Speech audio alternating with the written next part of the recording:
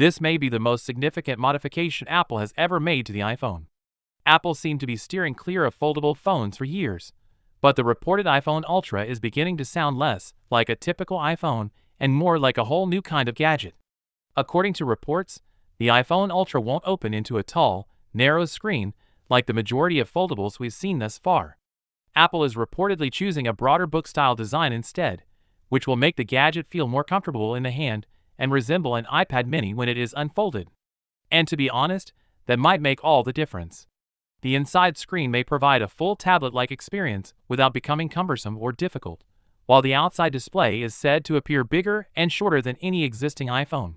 The biggest surprise, though, is that Apple may finally be able to fix the crease, the one feature of foldables that many still detest.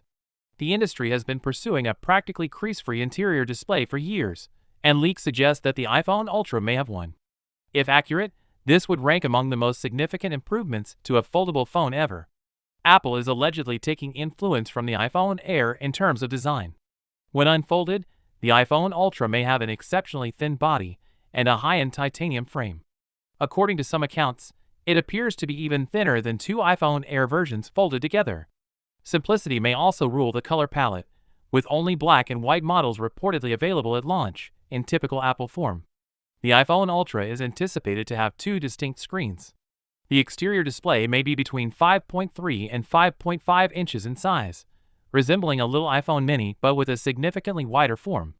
The interior display may then enlarge to about 7.6 to 7.8 inches when unfolded, giving it a very similar feel to an iPad mini camera. And details are beginning to emerge.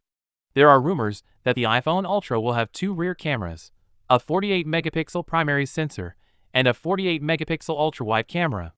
For this future look, customers might have to give up one feature, though, the telescopic lens.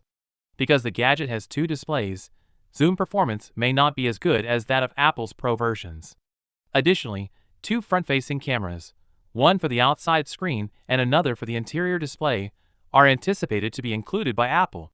Leaks indicate that Apple may repurpose the same 18-megapixel center stage camera that debuted with the iPhone 17 range, most likely in conjunction with a contemporary hole-punch design.